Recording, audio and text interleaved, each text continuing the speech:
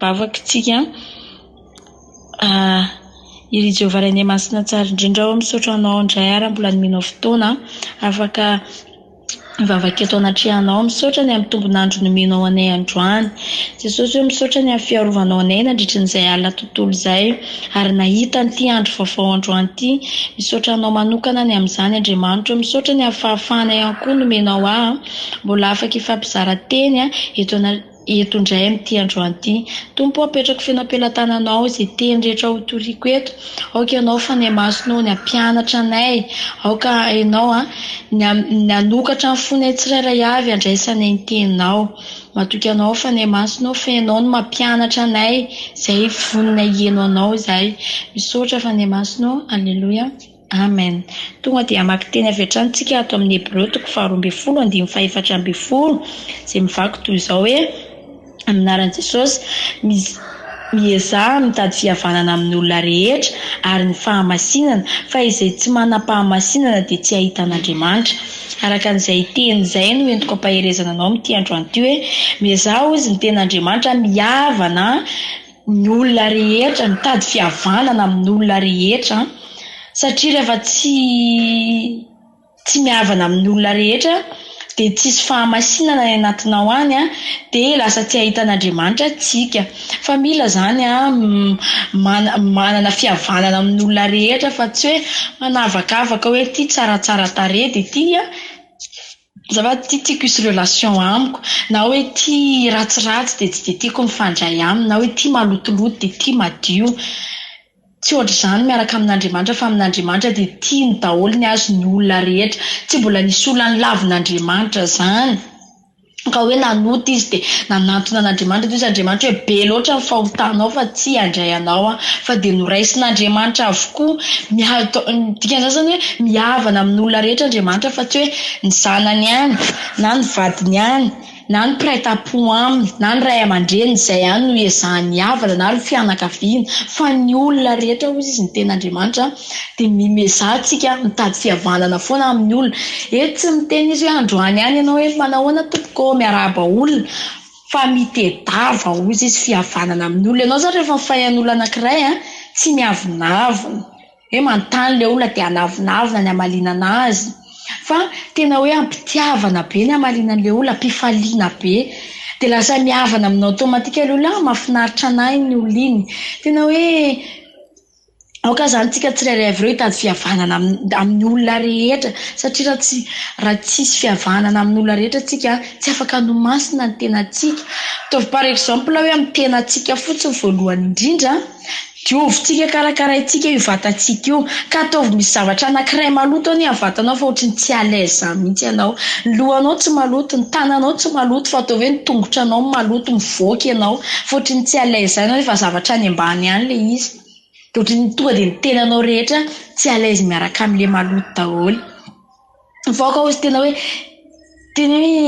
hiavana amin'ny olona rehetra fa tsy hoe sasany havanana dia sasany tsy havanana dia mila fanamasinana tena foana koa tsika tsirairay avy ary mila ihany koa hoe mitady fahadiovam-po amin'ny olona rehetra, mitady hoe tsaoka zany tsy hoe akoriny hoe dia nohony amin'ny nohony amin'Andriamanitra na hoe nohony amin'izao na hoe nohony amin'izao fa tena hoe avy any am-ponao any. Ianao ange rehefa mihavana amin'ny olona rehetra tsisy zavatra mampahory anao zany mihitsy nohony ianao misy manome anao.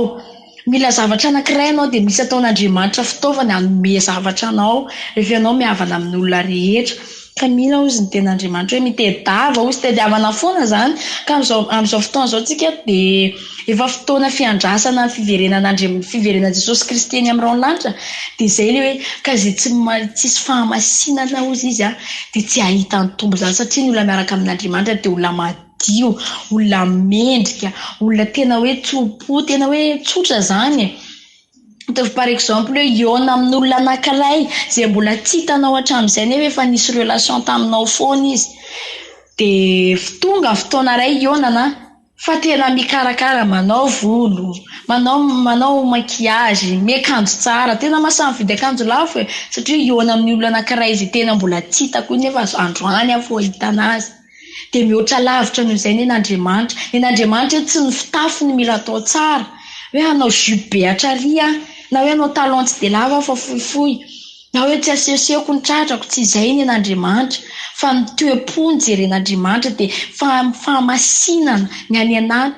zavatra rehetra dia avaty am-po ny ten'Andriamanitra. Izay zavatra rehetra avy ato am-pontsika zany mila madio satria vao ny any am-po misy malotoloto io manodidina anao io dia tsisy tianao daholo mihitsy io fa ny any am-po zany mila hoe mila diovina foana, mila madio am-po foana tsika hijerintsika ten'Andriamanitra aty amin'ny Matio 5:5 Matio 5:5-9 izay vakiko toy izao manao hoe amin'ny anaran'i Jesosy sambatra ny madio am-po fa izy no ahita an'Andriamanitra. Tsika zany rehefa madio am-po dia mahita an'Andriamanitra tsika satria olona miaraka amin'Andriamanitra zany olona courage foana zany, olona tena hoe sambatra. Izay ny atao hoe sambatra ny miaraka amin'Andriamanitra fa tsy hoe akory ny hoe nahazo tomobila, nahazo trano, nahazo izay zavatra rehetra ilaina dia izay ny atao hoe sambatra, fa ny miaraka amin'Andriamanitra izay ao amin'Andriamanitra ihany no sambatra satria izay madio am-po no ahita an'Andriamanitra ka tsika mila madio am-po foana ary ava malala mila tena hoe ao am-pontsika zany hoe Andriamanitra zany dia automatique tsika masina dia hijery ten'Andriamanitra koa tsika ty amin'ny Salama 2:2-5 izay mivaky toy izao amin'ny anaran'i Jesosy hoe ny fanatitra ao an'Andriamanitra dia fanahy torotoro fa ny fotorotoro sy mangorakoraka an'Andriamanitra tsy mba ho ataony tsinitsinina. Tsika rehefa mandeha manao fanatitra ao an'Andriamanitra araka ny voavaky toy izay hoe le fanahy torotoro sy mangorakoraka, izay ny tena ilain'Andriamanitra, le tena le fonao tena hoe anatin'le tena tsika ohatrany fomba filazako anazy tena hoe anatin'le torotoro mangorakoraka ao an'Andriamanitra iny mihitsy iny ny tena ilain'Andriamanitra, le tsika potipotika araka ny fomba fitenay tanora zay hoe le love be mihitsy ny ilain'Andriamanitra, iny tena tiany fa tsy hoe meko ty na hoe ataoko ty dia izay fotsiny fa tena hoe iny tsy mba ho ataon'Andriamanitra tsinitsinina zany izany fo manao ohatr'izany ho an'Andriamanitra, le fo mangorakoraka tsy mba ho ataon'Andriamanitra tsinitsinina eo anatrehany zany ka tsika zany mila manana fo mangorakoraka eo anatrehan'Andriamanitra, le fo torotoro tena hoe tia an'Andriamanitra. Izay ny zavatra ilainy. Ny sira sevamba zay tena tsara ilay izany, tena hoe tiako ihany koa satria tena hoe mitory fitiavana an'Andriamanitra. Tsara ny olombelona mifankatia satria izay ny didina napetraka Jesosy Kristy hoe ny didy mba apetrany amintsika hoe dia mba hifankatiavantsika. Misy fetrany koa nefa ilay fitiavana n'olombelona fa ny fitiavana an'Andriamanitra tsy mba misy fetrany izany fa tena hoe mihoatra, tena mihoatra lavitra, tena mihoatra lavitra ny fitiavantsika n'olombelona, ny tiavana an'Andriamanitra. Amin'izao fotoana izao moa dia ny manjaka dia ny fitiavana, jerevina 90% amin'ny hira izao tontolo izao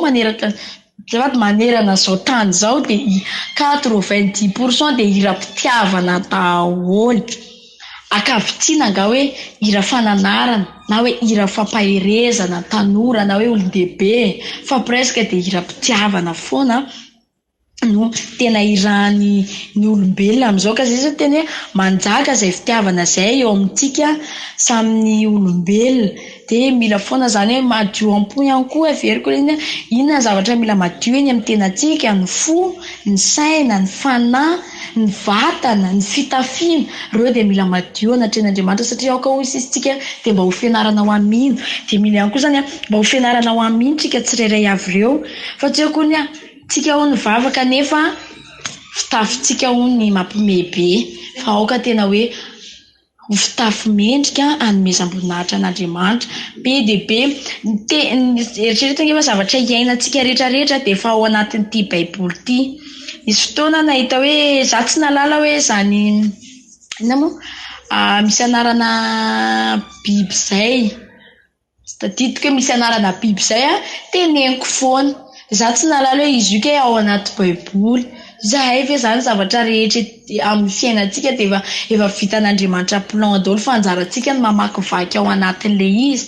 Fa izay ny entika ampaherezana antsika tsirairay avy zany hoe mila fahamasiana tena voalohany indrindra dia mila ihany koa madio am-po